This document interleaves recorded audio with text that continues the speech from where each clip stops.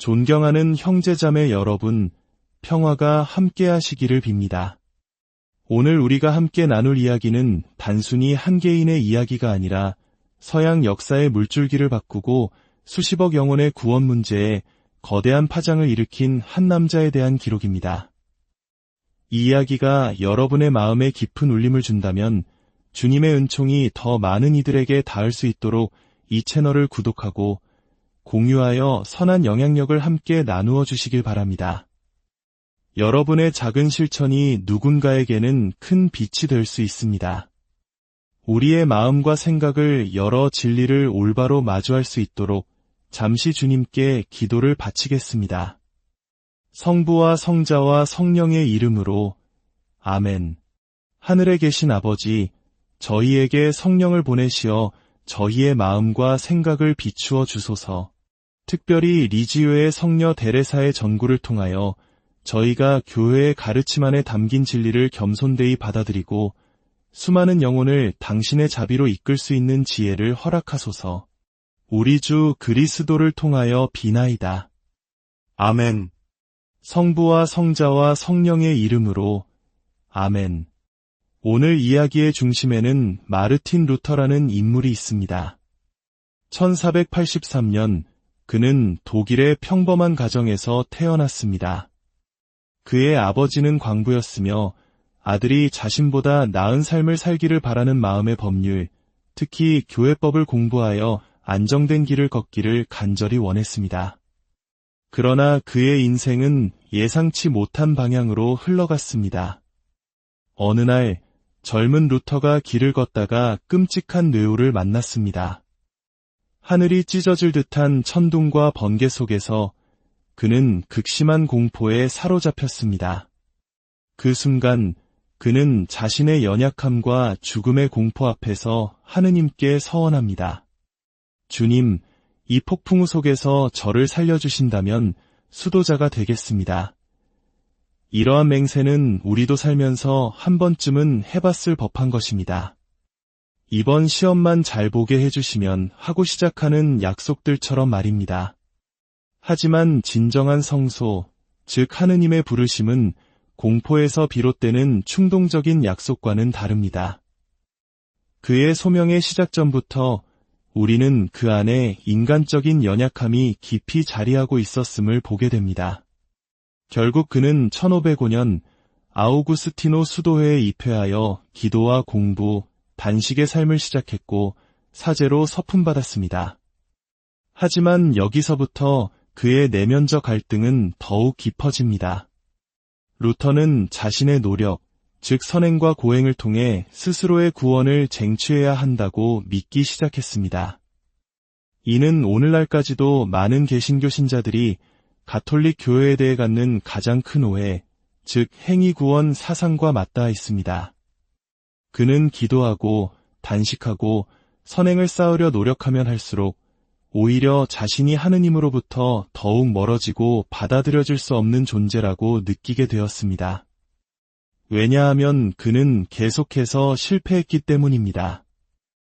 이것은 세심증이라 불리는 영적 상태였습니다.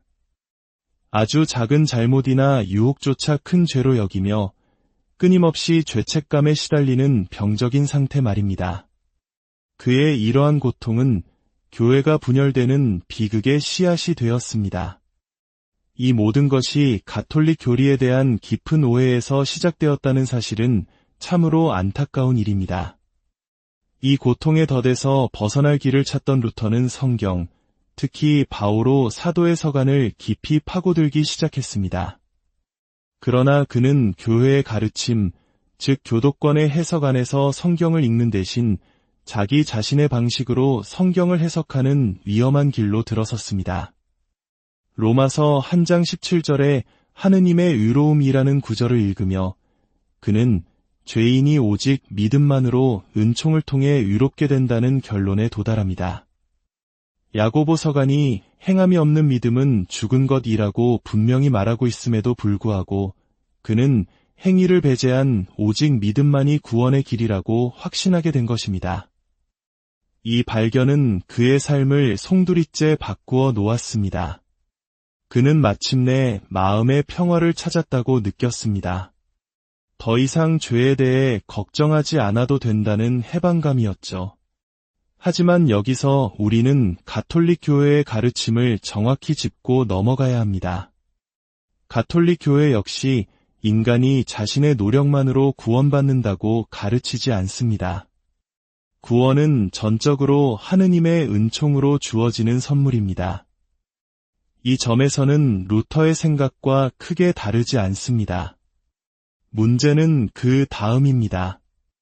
루터는 성경에도 없는 오직이라는 단어를 믿음 뒤에 스스로 덧붙였습니다.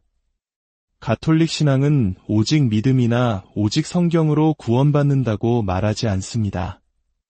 우리는 하느님의 은총으로 구원받습니다. 그렇다면 그 은총을 어떻게 받을 수 있을까요?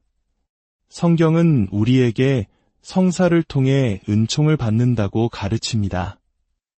많은 개신교 신자들이 로마서 3장 28절을 인용하며 사람은 율법의 행위와는 상관없이 믿음으로 의롭게 됩니다. 라는 구절이 오직 믿음을 지지한다고 주장합니다. 그러나 원문을 자세히 보면 그 구절은 믿음만으로 라고 말하지 않습니다. 오직이라는 단어는 루터가 번역 과정에서 추가한 것입니다. 또한 바오로 사도가 말한 행위는 사랑의 실천을 포함한 모든 선행이 아니라 유대교의 율법의 행위를 의미하는 것이었습니다. 가톨릭 교회도 율법의 행위만으로는 구원받을 수 없다고 믿습니다. 가톨릭 교회에서 구원에 이르는 믿음이란 살아있는 믿음이어야 합니다. 그것은 단순히 입술로 주님을 믿습니다. 라고 고백하는 것을 넘어 삶의 행동으로 그 믿음을 살아내는 것을 의미합니다. 그리고 살아있는 믿음은 사랑의 실천, 즉 선행을 통해 드러납니다. 주님께서 주신 가장 큰 두 계명은 무엇이었습니까? 바로 하느님 사랑과 이웃 사랑입니다. 이웃을 사랑하는 것이야말로 가장 위대한 선행이 아니고 무엇이겠습니까? 이 지점에서 결정적인 차이가 발생합니다. 많은 이들이 오해하듯 가톨릭은 선행이 은총을 얻는 조건이라고 가르치지 않습니다. 오히려 그 반대입니다. 하느님의 은총이 우리 안에 살아있을 때 우리는 비로소 선행을 할 수 있는 힘을 얻게 됩니다. 은총이 원인이고 선행은 그 결과이자 열매입니다. 이 순서가 뒤바뀐 오해 때문에 수백 년간 교회는 분열의 아픔을 겪어야 했습니다. 우리는 세례성사를 통해 믿음, 희망, 사랑이라는 초자연적인 향주덕을 선물로 받습니다. 이것이 바로 구원에 이르는 은총의 시작입니다. 그러나 하느님은 이 은총을 주실 뿐 우리에게 협력할 것을 요구하십니다. 우리의 자유의지로 그 은총에 응답해야 하는 것입니다. 세례를 받은 모든 사람이 천국에 가는 것은 아닙니다. 주님의 은총을 받았음에도 불구하고 대죄를 짓고 회개하지 않는다면 그 구원의 길에서 멀어질 수 있습니다. 하지만 루터는 인간이 자신의 구원에 아무것도 기여할 수 없다고 주장했습니다. 이는 성경의 가르침과 다릅니다. 바오로 사도는 분명히 탐욕, 질투, 음행과 같은 죄를 짓는 자들은 하느님의 나라를 차지하지 못할 것이라고 경고했습니다. 이제 비슷한 영적 고통을 겪었지만 전혀 다른 길을 걸어간 한 위대한 성인의 이야기를 통해 이 문제를 더 깊이 들여다보고자 합니다. 바로 리지유의 성녀소와 데레사입니다. 루터와 데레사 성녀는 놀라울 정도로 비슷한 점이 많았습니다. 두 사람 모두 자신의 죄에 대한 깊은 불안감, 즉 세심증에 시달렸습니다. 둘 다 하느님의 정의로운 심판을 두려워했고 자신의 노력만으로는 결코 하느님의 사랑을 얻을 수 없을 것이라는 무력감에 빠져 있었습니다. 그러나 교회의 가르침을 마주했을 때 그들의 길은 극명하게 갈렸습니다. 한 명은 교회를 혼란에 빠뜨리고 세상에 분열의 상처를 남겼지만 다른 한 명은 위대한 성인으로 영원한 영광을 얻었습니다. 루터는 수도원 안에서 엄격한 규율을 지키며 평화를 얻으려 했지만 그의 불안은 사라지지 않았습니다. 그는 자신의 모든 생각과 행동이 죄라고 느꼈습니다. 심지어 그는 하루에도 몇 시간씩 고해성사를 보기도 했습니다. 그는 육체의 욕망, 즉 분노나 질투와 같은 악한 감정이 스쳐 지나가는 것만으로도 구원이 불가능하다고 생각했습니다. 이것은 유혹과 죄를 혼동하는 심각한 오류입니다. 악마는 우리의 지성에 악한 생각을 심어줄 수는 있지만 우리의 의지를 강제할 수는 없습니다. 그 생각을 받아들이고 마음에 품지 않는 한 유혹 자체는 죄가 되지 않습니다. 예수님께서도 광야에서 악마에게 유혹을 받으셨지만 죄를 짓지는 않으셨습니다. 루터는 이 덫에서 벗어나기 위해 오직 믿음이라는 교리를 만들었습니다. 그는 인간은 본성적으로 타락한 존재이며 스스로 죄를 피할 수 없다고 결론 내렸습니다. 그는 인간을 눈 덮인 똥 무더기에 비유했습니다.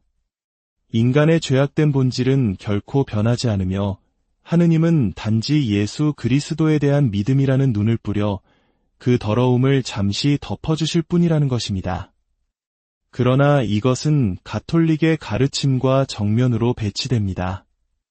우리는 고해성사와 다른 성사들을 통해 주시는 은총으로 더러움이 덮이는 것이 아니라 깨끗하게 씻겨지고 근본적으로 변화될 수 있다고 믿습니다. 바오로 사도가 말했듯 우리는 그리스도 안에서 새로운 피조물이 되는 것입니다.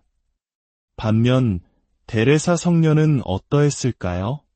그녀 역시 자신의 나약함과 죄를 똑똑히 보았습니다. 하지만 그녀는 하느님의 정의뿐만 아니라 그보다 더 큰 자비를 보았습니다. 그녀는 자신이 완벽해서가 아니라 오히려 작고 약하기 때문에 하느님께서 자신을 더 사랑스럽게 여기실 것이라고 믿었습니다. 그녀는 위대한 업적이나 거창한 고행을 통해서가 아니라 일상의 작은 일들 속에서 하느님께 사랑을 표현하는 작은 길을 발견했습니다. 그녀의 선행은 두려움에서 나온 것이 아니라 사랑하는 아버지이신 하느님을 기쁘게 해드리고 싶은 사랑의 마음에서 흘러나온 것이었습니다. 이것이야말로 루터가 끝내 이해하지 못했던 구원에 대한 참된 가톨릭의 가르침입니다. 한 개신교 신학자는 루터에 대해 이렇게 기록했습니다. 누군가 젊은 시절의 루터에게 물었습니다. 마르틴 형제님, 하느님을 사랑하십니까? 그러자 루터는 이렇게 답했습니다. 사랑하냐고요? 때때로 저는 하느님을 증오합니다. 저는 그리스도를 저를 심판하고 벌하시려는 무서운 판관으로만 봅니다. 데레사 성녀와 얼마나 큰 차이입니까? 루터는 두려움에 사로잡혀 신앙을 떠났지만 데레사 성녀는 사랑하는 아버지를 기쁘게 해드리려는 마음으로 성인의 반열에 올랐습니다.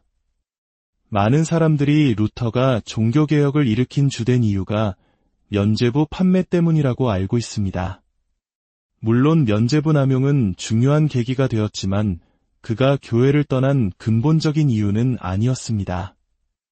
그는 자신이 기억하는 모든 죄를 고백하지 않으면 지옥에 갈 것이라고 가르치는 종교를 믿을 수 없다고 말했습니다. 만약 가톨릭 교회가 정말 그렇게 가르쳤다면 저 또한 그와 동의했을 것입니다.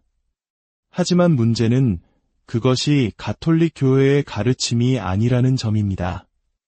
가톨릭 교회는 우리가 진심으로 양심 성찰을 하고 기억나는 모든 대죄를 고백했다면 설령 기억하지 못하는 죄가 있더라도 모두 용서받는다고 가르칩니다. 마르틴 루터는 이 사실을 몰랐습니다. 이 얼마나 비극적인 오해입니까? 대사, 즉 흔히 면죄부로 잘못 알려진 것에 대해서도 정확히 짚고 넘어가야 합니다. 대사는 죄 자체를 용서해주는 것이 아닙니다. 죄의 용서는 오직 고해성사를 통해서만 이루어집니다. 대사는 이미 고해성사를 통해 용서받은 죄에 따르는 잠벌을 면제해주는 교회의 은사입니다. 성경은 자선행위의 중요성을 강조합니다. 어려운 이웃에게 기부하는 것은 훌륭한 보속행위입니다. 교회는 이러한 자선행위를 통해 대사를 받을 수 있다고 가르쳤습니다.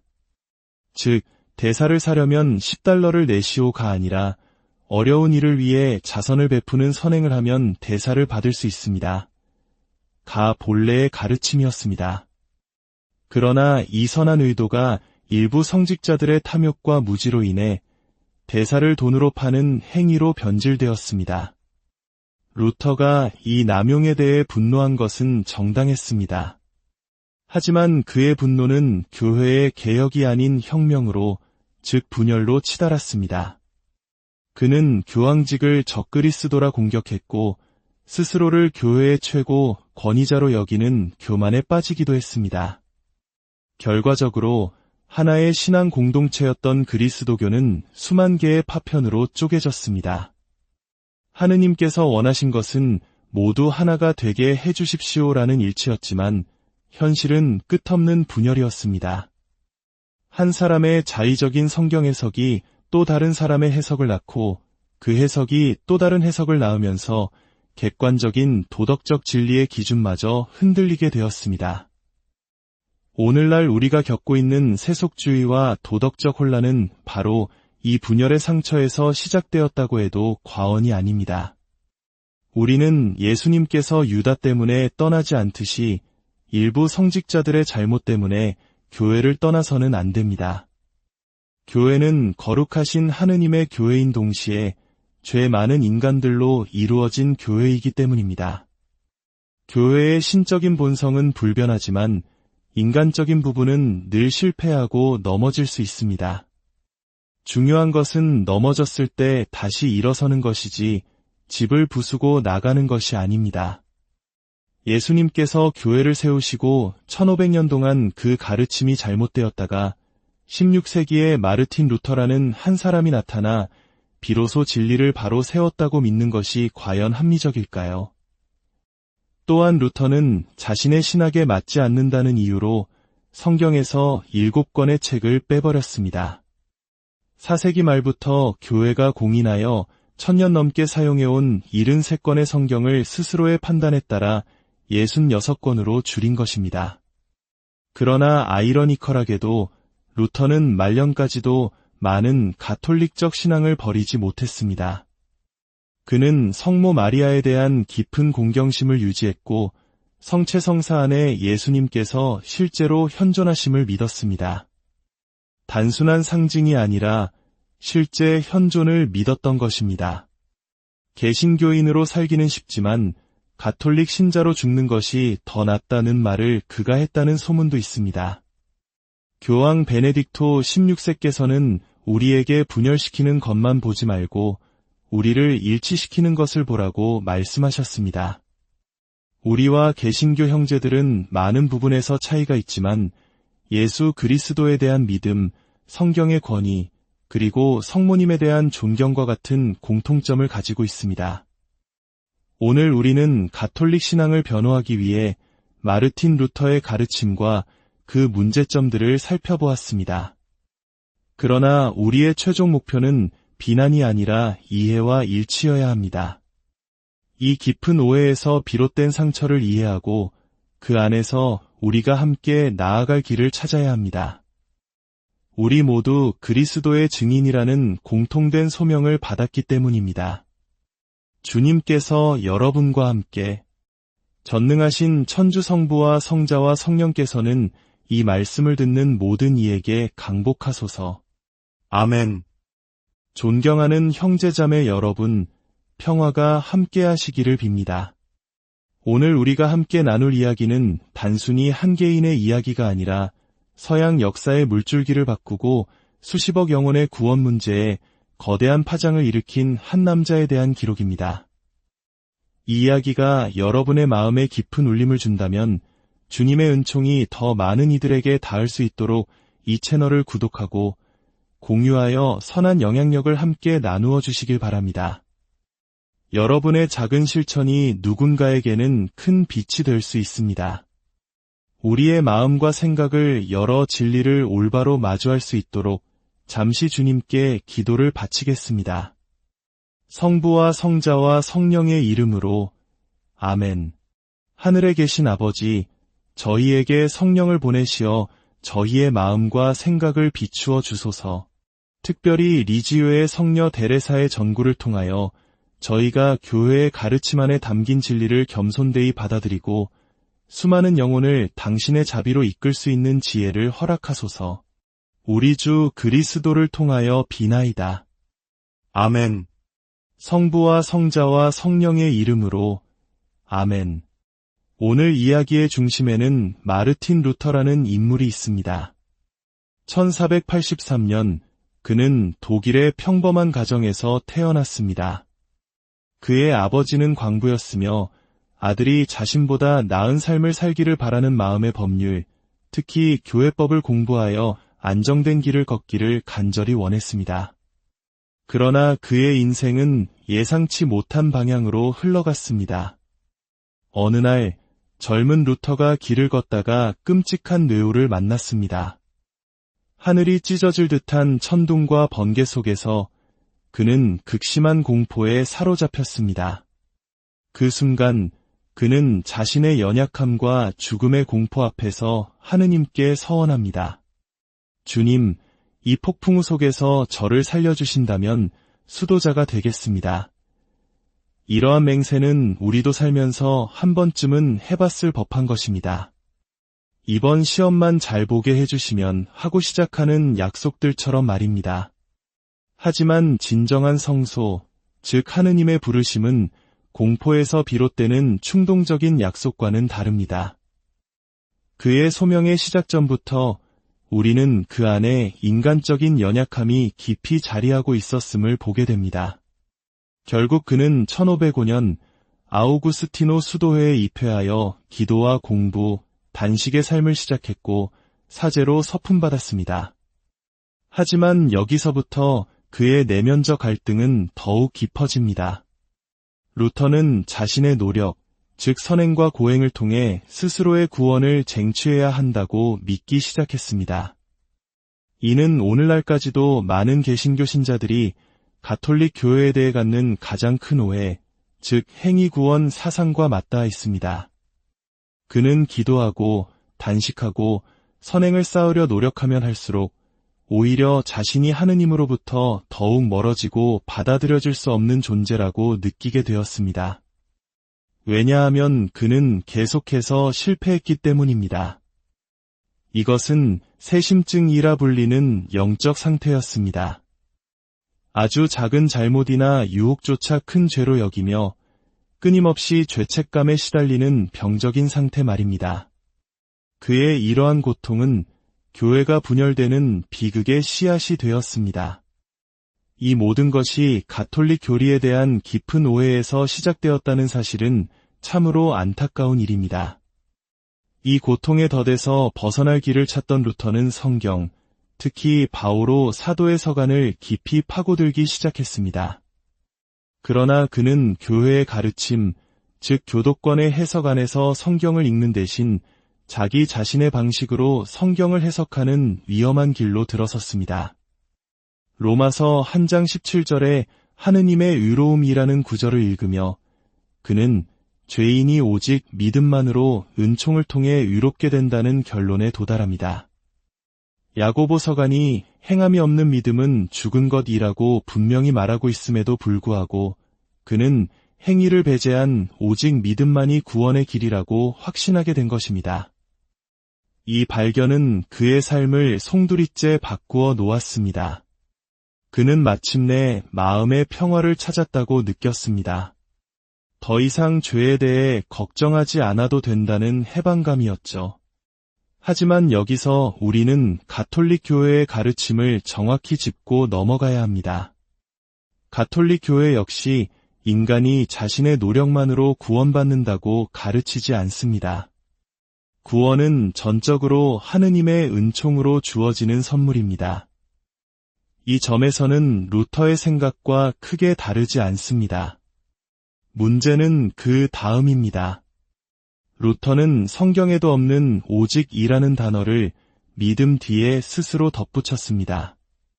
가톨릭 신앙은 오직 믿음이나 오직 성경으로 구원받는다고 말하지 않습니다. 우리는 하느님의 은총으로 구원받습니다. 그렇다면 그 은총을 어떻게 받을 수 있을까요? 성경은 우리에게 성사를 통해 은총을 받는다고 가르칩니다. 많은 개신교 신자들이 로마서 3장 28절을 인용하며 사람은 율법의 행위와는 상관없이 믿음으로 의롭게 됩니다. 라는 구절이 오직 믿음을 지지한다고 주장합니다. 그러나 원문을 자세히 보면 그 구절은 믿음만으로 라고 말하지 않습니다. 오직이라는 단어는 루터가 번역 과정에서 추가한 것입니다. 또한 바오로 사도가 말한 행위는 사랑의 실천을 포함한 모든 선행이 아니라 유대교의 율법의 행위를 의미하는 것이었습니다. 가톨릭 교회도 율법의 행위만으로는 구원받을 수 없다고 믿습니다. 가톨릭 교회에서 구원에 이르는 믿음이란 살아있는 믿음이어야 합니다. 그것은 단순히 입술로 주님을 믿습니다. 라고 고백하는 것을 넘어 삶의 행동으로 그 믿음을 살아내는 것을 의미합니다. 그리고 살아있는 믿음은 사랑의 실천, 즉 선행을 통해 드러납니다. 주님께서 주신 가장 큰 두 계명은 무엇이었습니까? 바로 하느님 사랑과 이웃 사랑입니다. 이웃을 사랑하는 것이야말로 가장 위대한 선행이 아니고 무엇이겠습니까? 이 지점에서 결정적인 차이가 발생합니다. 많은 이들이 오해하듯 가톨릭은 선행이 은총을 얻는 조건이라고 가르치지 않습니다. 오히려 그 반대입니다. 하느님의 은총이 우리 안에 살아있을 때 우리는 비로소 선행을 할 수 있는 힘을 얻게 됩니다. 은총이 원인이고 선행은 그 결과이자 열매입니다. 이 순서가 뒤바뀐 오해 때문에 수백 년간 교회는 분열의 아픔을 겪어야 했습니다. 우리는 세례성사를 통해 믿음, 희망, 사랑이라는 초자연적인 향주덕을 선물로 받습니다. 이것이 바로 구원에 이르는 은총의 시작입니다. 그러나 하느님은 이 은총을 주실 뿐 우리에게 협력할 것을 요구하십니다. 우리의 자유의지로 그 은총에 응답해야 하는 것입니다. 세례를 받은 모든 사람이 천국에 가는 것은 아닙니다. 주님의 은총을 받았음에도 불구하고 대죄를 짓고 회개하지 않는다면 그 구원의 길에서 멀어질 수 있습니다. 하지만 루터는 인간이 자신의 구원에 아무것도 기여할 수 없다고 주장했습니다. 이는 성경의 가르침과 다릅니다. 바오로 사도는 분명히 탐욕, 질투, 음행과 같은 죄를 짓는 자들은 하느님의 나라를 차지하지 못할 것이라고 경고했습니다. 이제 비슷한 영적 고통을 겪었지만 전혀 다른 길을 걸어간 한 위대한 성인의 이야기를 통해 이 문제를 더 깊이 들여다보고자 합니다. 바로 리지유의 성녀 소아 데레사입니다. 루터와 데레사 성녀는 놀라울 정도로 비슷한 점이 많았습니다. 두 사람 모두 자신의 죄에 대한 깊은 불안감, 즉 세심증에 시달렸습니다. 둘 다 하느님의 정의로운 심판을 두려워했고 자신의 노력만으로는 결코 하느님의 사랑을 얻을 수 없을 것이라는 무력감에 빠져 있었습니다. 그러나 교회의 가르침을 마주했을 때 그들의 길은 극명하게 갈렸습니다. 한 명은 교회를 혼란에 빠뜨리고 세상에 분열의 상처를 남겼지만 다른 한 명은 위대한 성인으로 영원한 영광을 얻었습니다. 루터는 수도원 안에서 엄격한 규율을 지키며 평화를 얻으려 했지만 그의 불안은 사라지지 않았습니다. 그는 자신의 모든 생각과 행동이 죄라고 느꼈습니다. 심지어 그는 하루에도 몇 시간씩 고해성사를 보기도 했습니다. 그는 육체의 욕망, 즉 분노나 질투와 같은 악한 감정이 스쳐 지나가는 것만으로도 구원이 불가능하다고 생각했습니다. 이것은 유혹과 죄를 혼동하는 심각한 오류입니다. 악마는 우리의 지성에 악한 생각을 심어줄 수는 있지만 우리의 의지를 강제할 수는 없습니다. 그 생각을 받아들이고 마음에 품지 않는 한 유혹 자체는 죄가 되지 않습니다. 예수님께서도 광야에서 악마에게 유혹을 받으셨지만 죄를 짓지는 않으셨습니다. 루터는 이 덫에서 벗어나기 위해 오직 믿음이라는 교리를 만들었습니다. 그는 인간은 본성적으로 타락한 존재이며 스스로 죄를 피할 수 없다고 결론 내렸습니다. 그는 인간을 눈 덮인 똥 무더기에 비유했습니다. 인간의 죄악된 본질은 결코 변하지 않으며 하느님은 단지 예수 그리스도에 대한 믿음이라는 눈을 뿌려 그 더러움을 잠시 덮어주실 뿐이라는 것입니다. 그러나 이것은 가톨릭의 가르침과 정면으로 배치됩니다. 우리는 고해성사와 다른 성사들을 통해 주시는 은총으로 더러움이 덮이는 것이 아니라 깨끗하게 씻겨지고 근본적으로 변화될 수 있다고 믿습니다. 바오로 사도가 말했듯 우리는 그리스도 안에서 새로운 피조물이 되는 것입니다. 반면 데레사 성녀는 어떠했을까요? 그녀 역시 자신의 나약함과 죄를 똑똑히 보았습니다. 하지만 그녀는 하느님의 정의뿐만 아니라 그보다 더 큰 자비를 보았습니다. 그녀는 자신이 완벽해서가 아니라 오히려 작고 약하기 때문에 하느님께서 자신을 더 사랑스럽게 여기실 것이라고 믿었습니다. 그녀는 위대한 업적이나 거창한 고행을 통해서가 아니라 일상의 작은 일들 속에서 하느님께 사랑을 표현하는 작은 길을 발견했습니다. 그녀의 선행은 두려움에서 나온 것이 아니라 사랑하는 아버지이신 하느님을 기쁘게 해드리고 싶은 사랑의 마음에서 흘러나온 것이었습니다. 이것이야말로 루터가 끝내 이해하지 못했던 구원에 대한 참된 가톨릭의 가르침입니다. 한 개신교 신학자는 루터에 대해 이렇게 기록했습니다. 누군가 젊은 시절의 루터에게 물었습니다. 마르틴 형제님, 하느님을 사랑하십니까? 그러자 루터는 이렇게 답했습니다. 사랑하냐고요? 때때로 저는 하느님을 증오합니다. 저는 그리스도를 저를 심판하고 벌하시려는 무서운 판관으로만 봅니다. 데레사 성녀와 얼마나 큰 차이입니까? 루터는 두려움에 사로잡혀 신앙을 떠났지만 데레사 성녀는 사랑하는 아버지를 기쁘게 해드리려는 마음으로 성인의 반열에 올랐습니다. 많은 사람들이 루터가 종교개혁을 일으킨 주된 이유가 면죄부 판매 때문이라고 알고 있습니다. 물론 면죄부 남용은 중요한 계기가 되었지만 그가 교회를 떠난 근본적인 이유는 아니었습니다. 그는 자신이 기억하는 모든 죄를 고백하지 않으면 지옥에 갈 것이라고 가르치는 종교를 믿을 수 없다고 말했습니다. 만약 가톨릭 교회가 정말 그렇게 가르쳤다면 저 또한 그와 동의했을 것입니다. 하지만 문제는 그것이 가톨릭 교회의 가르침이 아니라는 점입니다. 가톨릭 교회는 우리가 진심으로 양심 성찰을 하고 기억나는 모든 대죄를 고백했다면 설령 기억하지 못하는 죄가 있더라도 모두 용서받는다고 가르칩니다. 마르틴 루터는 이 사실을 몰랐습니다. 이 얼마나 비극적인 오해입니까? 대사, 즉 흔히 면죄부로 잘못 알려진 것에 대해서도 정확히 짚고 넘어가야 합니다. 대사는 죄 자체를 용서해주는 것이 아닙니다. 죄의 용서는 오직 고해성사를 통해서만 이루어집니다. 대사는 이미 고해성사를 통해 용서받은 죄에 따르는 잠벌을 면제해주는 교회의 은사입니다. 성경은 자선행위의 중요성을 강조합니다. 어려운 이웃에게 기부하는 것은 훌륭한 보속행위입니다. 교회는 이러한 자선행위를 통해 대사를 받을 수 있다고 가르쳤습니다. 즉, 대사를 사려면 10달러를 내시오가 아니라 어려운 이를 위해 자선을 베푸는 선행을 하면 대사를 받을 수 있습니다. 가 본래의 가르침이었습니다. 그러나 이 선한 의도가 일부 성직자들의 탐욕과 무지로 인해 대사를 돈으로 파는 행위로 변질되었습니다. 루터가 이 남용에 대해 분노한 것은 정당했습니다.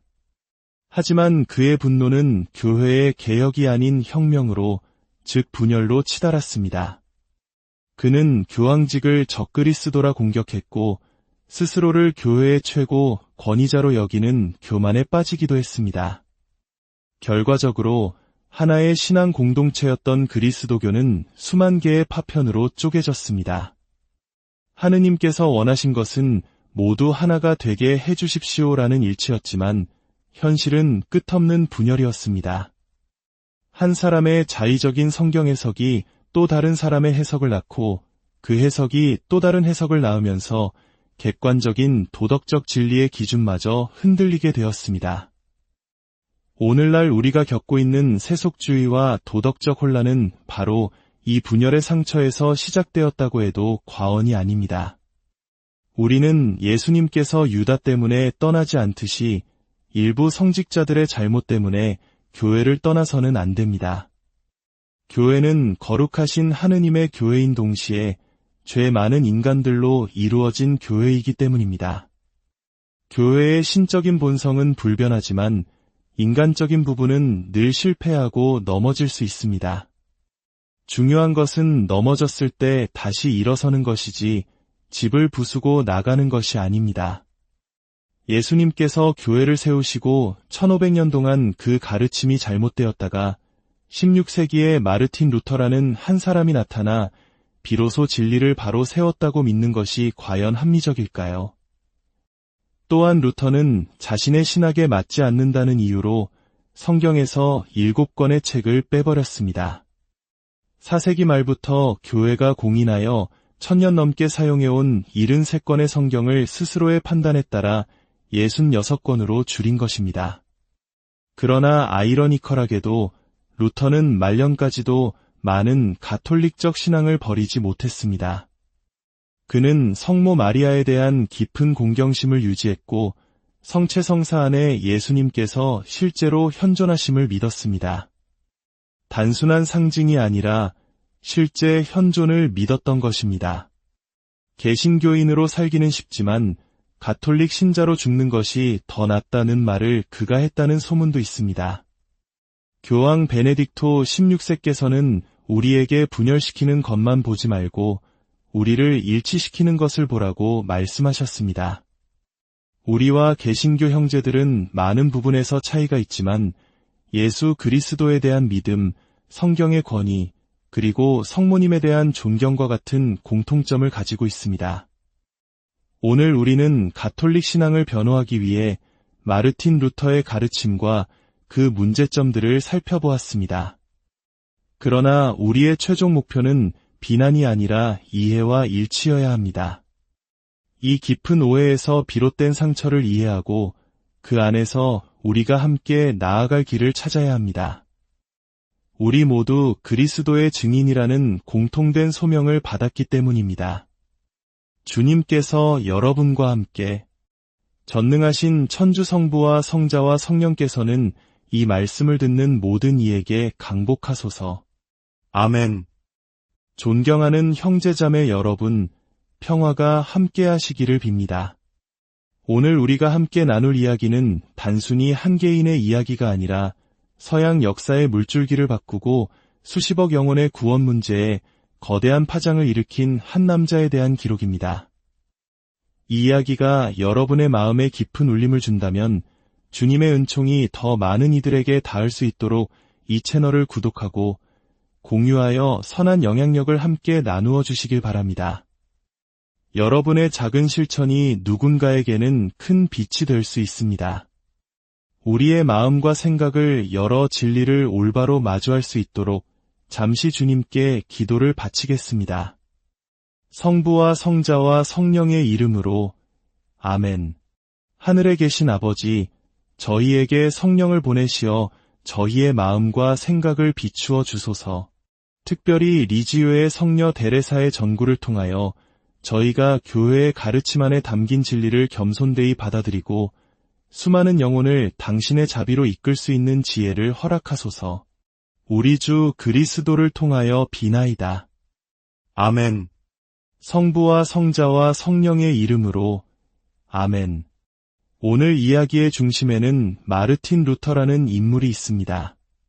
1483년 그는 독일의 평범한 가정에서 태어났습니다. 그의 아버지는 광부였으며 아들이 자신보다 나은 삶을 살기를 바라는 마음의 법률, 특히 교회법을 공부하여 안정된 길을 걷기를 간절히 원했습니다. 그러나 그의 인생은 예상치 못한 방향으로 흘러갔습니다. 어느 날 젊은 루터가 길을 걷다가 끔찍한 뇌우를 만났습니다. 하늘이 찢어질 듯한 천둥과 번개 속에서 그는 극심한 공포에 사로잡혔습니다. 그 순간 그는 자신의 연약함과 죽음의 공포 앞에서 하느님께 서원합니다. 주님, 이 폭풍우 속에서 저를 살려주신다면 수도자가 되겠습니다. 이러한 맹세는 우리도 살면서 한 번쯤은 해봤을 법한 것입니다. 이번 시험만 잘 보게 해주시면 하고 시작하는 약속들처럼 말입니다. 하지만 진정한 성소, 즉 하느님의 부르심은 공포에서 비롯되는 충동적인 약속과는 다릅니다. 그의 소명의 시작 전부터 우리는 그 안에 인간적인 연약함이 깊이 자리하고 있었음을 보게 됩니다. 결국 그는 1505년 아우구스티노 수도회에 입회하여 기도와 공부, 단식의 삶을 시작했고 사제로 서품받았습니다. 하지만 여기서부터 그의 내면적 갈등은 더욱 깊어집니다. 루터는 자신의 노력, 즉 선행과 고행을 통해 스스로의 구원을 쟁취해야 한다고 믿기 시작했습니다. 이는 오늘날까지도 많은 개신교 신자들이 가톨릭 교회에 대해 갖는 가장 큰 오해, 즉 행위 구원 사상과 맞닿아 있습니다. 그는 기도하고 단식하고 선행을 쌓으려 노력하면 할수록 오히려 자신이 하느님으로부터 더욱 멀어지고 받아들여질 수 없는 존재라고 느끼게 되었습니다. 왜냐하면 그는 계속해서 실패했기 때문입니다. 이것은 세심증이라 불리는 영적 상태였습니다. 아주 작은 잘못이나 유혹조차 큰 죄로 여기며 끊임없이 죄책감에 시달리는 병적인 상태 말입니다. 그의 이러한 고통은 교회가 분열되는 비극의 씨앗이 되었습니다. 이 모든 것이 가톨릭 교리에 대한 깊은 오해에서 시작되었다는 사실은 참으로 안타까운 일입니다. 이 고통에 더돼서 벗어날 길을 찾던 루터는 성경, 특히 바오로 사도의 서간을 깊이 파고들기 시작했습니다. 그러나 그는 교회의 가르침, 즉 교도권의 해석 안에서 성경을 읽는 대신 자기 자신의 방식으로 성경을 해석하는 위험한 길로 들어섰습니다. 로마서 1장 17절에 하느님의 의로움이라는 구절을 읽으며 그는 죄인이 오직 믿음만으로 은총을 통해 의롭게 된다는 결론에 도달합니다. 야고보 서간이 행함이 없는 믿음은 죽은 것이라고 분명히 말하고 있음에도 불구하고 그는 행위를 배제한 오직 믿음만이 구원의 길이라고 확신하게 된 것입니다. 이 발견은 그의 삶을 송두리째 바꾸어 놓았습니다. 그는 마침내 마음의 평화를 찾았다고 느꼈습니다. 더 이상 죄에 대해 걱정하지 않아도 된다는 해방감이었죠. 하지만 여기서 우리는 가톨릭 교회의 가르침을 정확히 짚고 넘어가야 합니다. 가톨릭 교회 역시 인간이 자신의 노력만으로 구원받는다고 가르치지 않습니다. 구원은 전적으로 하느님의 은총으로 주어지는 선물입니다. 이 점에서는 루터의 생각과 크게 다르지 않습니다. 문제는 그 다음입니다. 루터는 성경에도 없는 오직이라는 단어를 믿음 뒤에 스스로 덧붙였습니다. 가톨릭 신앙은 오직 믿음이나 오직 성경으로 구원받는다고 말하지 않습니다. 우리는 하느님의 은총으로 구원받습니다. 그렇다면 그 은총을 어떻게 받을 수 있을까요? 성경은 우리에게 성사를 통해 은총을 받는다고 가르칩니다. 많은 개신교 신자들이 로마서 3장 28절을 인용하며 사람은 율법의 행위와는 상관없이 믿음으로 의롭게 됩니다. 라는 구절이 오직 믿음을 지지한다고 주장합니다. 그러나 원문을 자세히 보면 그 구절은 믿음만으로 라고 말하지 않습니다. 오직이라는 단어는 루터가 번역 과정에서 추가한 것입니다.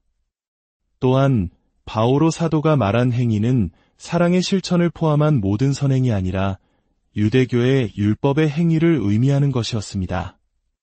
가톨릭 교회도 율법의 행위만으로는 구원받을 수 없다고 믿습니다. 가톨릭 교회에서 구원에 이르는 믿음이란 살아있는 믿음이어야 합니다. 그것은 단순히 입술로 주님을 믿습니다. 라고 고백하는 것을 넘어 삶의 행동으로 그 믿음을 살아내는 것을 의미합니다.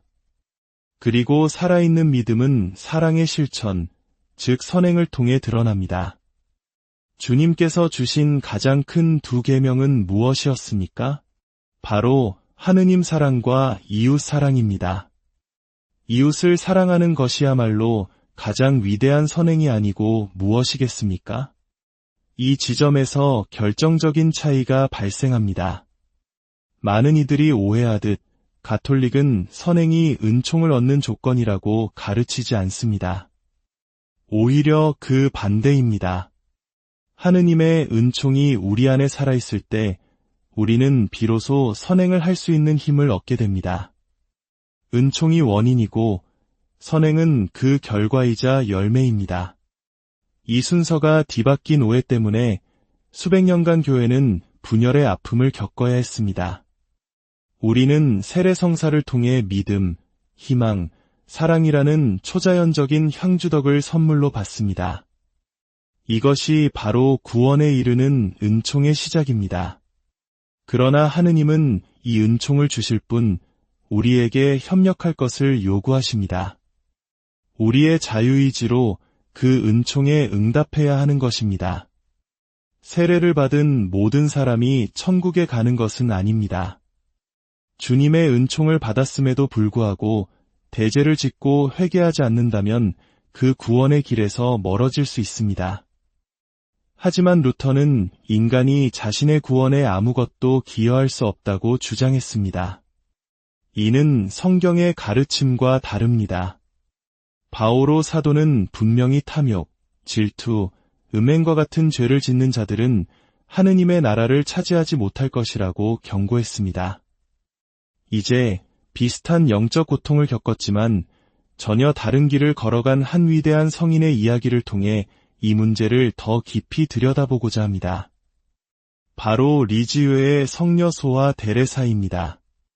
루터와 데레사 성녀는 놀라울 정도로 비슷한 점이 많았습니다. 두 사람 모두 자신의 죄에 대한 깊은 불안감, 즉 세심증에 시달렸습니다. 둘 다 하느님의 정의로운 심판을 두려워했고 자신의 노력만으로는 결코 하느님의 사랑을 얻을 수 없을 것이라는 무력감에 빠져 있었습니다. 그러나 교회의 가르침을 마주했을 때 그들의 길은 극명하게 갈렸습니다.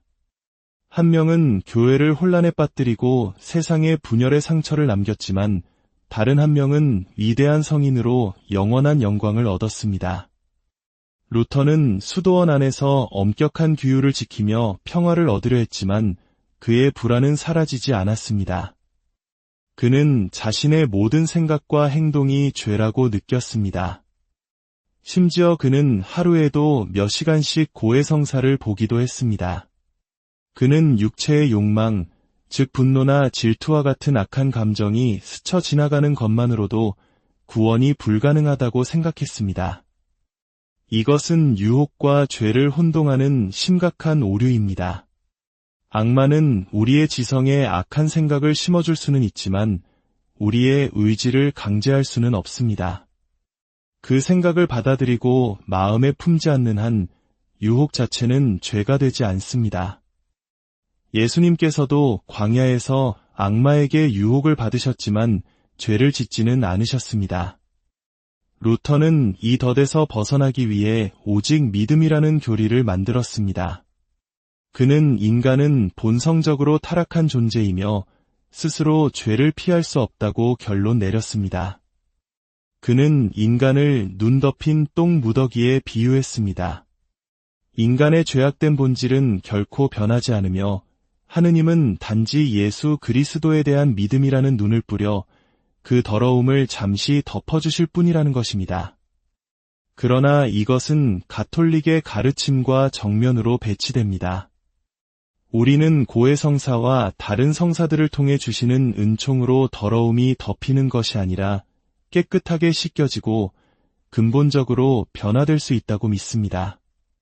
바오로 사도가 말했듯 우리는 그리스도 안에서 새로운 피조물이 되는 것입니다. 반면 데레사 성녀는 어떠했을까요? 그녀 역시 자신의 나약함과 죄를 똑똑히 보았습니다. 하지만 그녀는 하느님의 정의뿐만 아니라 그보다 더 큰 자비를 보았습니다. 그녀는 자신이 완벽해서가 아니라 오히려 작고 약하기 때문에 하느님께서 자신을 더 사랑스럽게 여기실 것이라고 믿었습니다. 그녀는 위대한 업적이나 거창한 고행을 통해서가 아니라 일상의 작은 일들 속에서 하느님께 사랑을 표현하는 작은 길을 발견했습니다. 그녀의 선행은 두려움에서 나온 것이 아니라 사랑하는 아버지이신 하느님을 기쁘게 해드리고 싶은 사랑의 마음에서 흘러나온 것이었습니다. 이것이야말로 루터가 끝내 이해하지 못했던 구원에 대한 참된 가톨릭의 가르침입니다. 한 개신교 신학자는 루터에 대해 이렇게 기록했습니다. 누군가 젊은 시절의 루터에게 물었습니다. 마르틴 형제님, 하느님을 사랑하십니까? 그러자 루터는 이렇게 답했습니다. 사랑하냐고요? 때때로 저는 하느님을 증오합니다. 저는 그리스도를 저를 심판하고 벌하시려는 무서운 판관으로만 봅니다. 데레사 성녀와 얼마나 큰 차이입니까?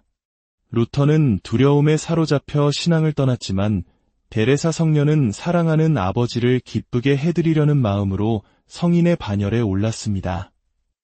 많은 사람들이 루터가 종교개혁을 일으킨 주된 이유가 면죄부 판매 때문이라고 알고 있습니다. 물론 면죄부 남용은 중요한 계기가 되었지만 그가 교회를 떠난 근본적인 이유는 아니었습니다. 그는 자신이 기억하는 모든 죄를 고백하지 않으면 지옥에 갈 것이라고 가르치는 종교를 믿을 수 없다고 말했습니다. 만약 가톨릭 교회가 정말 그렇게 가르쳤다면 저 또한 그와 동의했을 것입니다.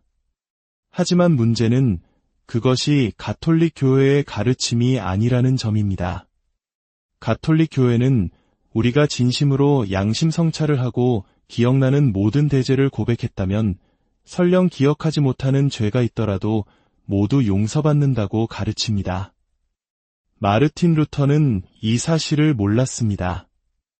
이 얼마나 비극적인 오해입니까?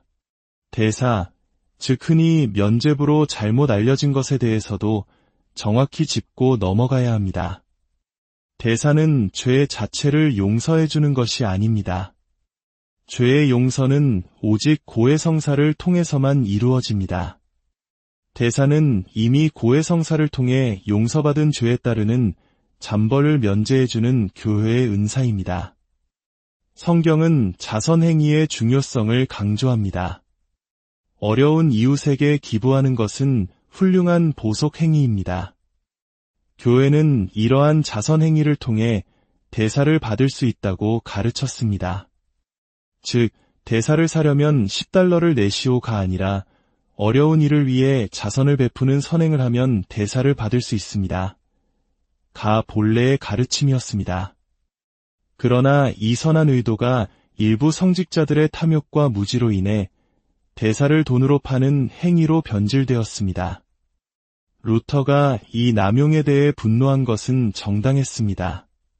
하지만 그의 분노는 교회의 개혁이 아닌 혁명으로, 즉 분열로 치달았습니다. 그는 교황직을 적그리스도라 공격했고 스스로를 교회의 최고 권위자로 여기는 교만에 빠지기도 했습니다. 결과적으로 하나의 신앙 공동체였던 그리스도교는 수만 개의 파편으로 쪼개졌습니다. 하느님께서 원하신 것은 모두 하나가 되게 해주십시오라는 일치였지만 현실은 끝없는 분열이었습니다. 한 사람의 자의적인 성경 해석이 또 다른 사람의 해석을 낳고 그 해석이 또 다른 해석을 낳으면서 객관적인 도덕적 진리의 기준마저 흔들리게 되었습니다. 오늘날 우리가 겪고 있는 세속주의와 도덕적 혼란은 바로 이 분열의 상처에서 시작되었다고 해도 과언이 아닙니다. 우리는 예수님께서 유다 때문에 떠나지 않듯이 일부 성직자들의 잘못 때문에 교회를 떠나서는 안 됩니다. 교회는 거룩하신 하느님의 교회인 동시에 죄 많은 인간들로 이루어진 교회이기 때문입니다. 교회의 신적인 본성은 불변하지만 인간적인 부분은 늘 실패하고 넘어질 수 있습니다. 중요한 것은 넘어졌을 때 다시 일어서는 것이지 집을 부수고 나가는 것이 아닙니다. 예수님께서 교회를 세우시고 1500년 동안 그 가르침이 잘못되었다가 16세기에 마르틴 루터라는 한 사람이 나타나 비로소 진리를 바로 세웠다고 믿는 것이 과연 합리적일까요? 또한 루터는 자신의 신학에 맞지 않는다는 이유로 성경에서 7권의 책을 빼버렸습니다. 4세기 말부터 교회가 공인하여 1000년 넘게 사용해온 73권의 성경을 스스로의 판단에 따라 66권으로 줄인 것입니다. 그러나 아이러니컬하게도 루터는 말년까지도 많은 가톨릭적 신앙을 버리지 못했습니다. 그는 성모 마리아에 대한 깊은 공경심을 유지했고 성체성사 안에 예수님께서 실제로 현존하심을 믿었습니다. 단순한 상징이 아니라 실제 현존을 믿었던 것입니다. 개신교인으로 살기는 쉽지만 가톨릭 신자로 죽는 것이 더 낫다는 말을 그가 했다는 소문도 있습니다. 교황 베네딕토 16세께서는 우리에게 분열시키는 것만 보지 말고 우리를 일치시키는 것을 보라고 말씀하셨습니다. 우리와 개신교 형제들은 많은 부분에서 차이가 있지만 예수 그리스도에 대한 믿음, 성경의 권위, 그리고 성모님에 대한 존경과 같은 공통점을 가지고 있습니다.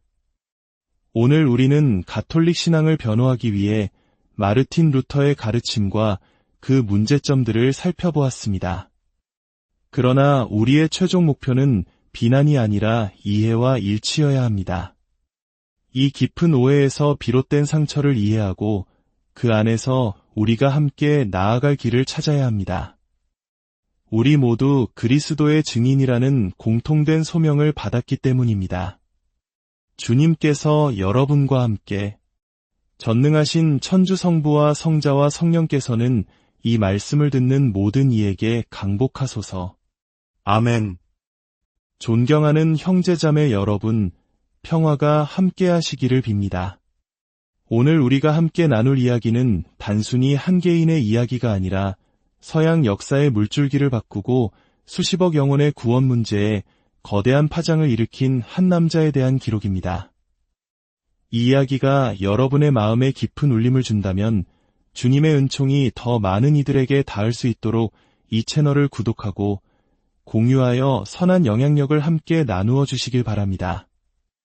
여러분의 작은 실천이 누군가에게는 큰 빛이 될 수 있습니다. 우리의 마음과 생각을 열어 진리를 올바로 마주할 수 있도록 잠시 주님께 기도를 바치겠습니다. 성부와 성자와 성령의 이름으로 아멘. 하늘에 계신 아버지, 저희에게 성령을 보내시어 저희의 마음과 생각을 비추어 주소서. 특별히 리지오의 성녀 데레사의 전구를 통하여 저희가 교회의 가르침 안에 담긴 진리를 겸손되이 받아들이고 수많은 영혼을 당신의 자비로 이끌 수 있는 지혜를 허락하소서. 우리 주 그리스도를 통하여 비나이다. 아멘. 성부와 성자와 성령의 이름으로 아멘. 오늘 이야기의 중심에는 마르틴 루터라는 인물이 있습니다. 1483년 그는 독일의 평범한 가정에서 태어났습니다. 그의 아버지는 광부였으며 아들이 자신보다 나은 삶을 살기를 바라는 마음의 법률, 특히 교회법을 공부하여 안정된 길을 걷기를 간절히 원했습니다. 그러나 그의 인생은 예상치 못한 방향으로 흘러갔습니다. 어느 날 젊은 루터가 길을 걷다가 끔찍한 뇌우를 만났습니다. 하늘이 찢어질 듯한 천둥과 번개 속에서 그는 극심한 공포에 사로잡혔습니다. 그 순간 그는 자신의 연약함과 죽음의 공포 앞에서 하느님께 서원합니다. 주님, 이 폭풍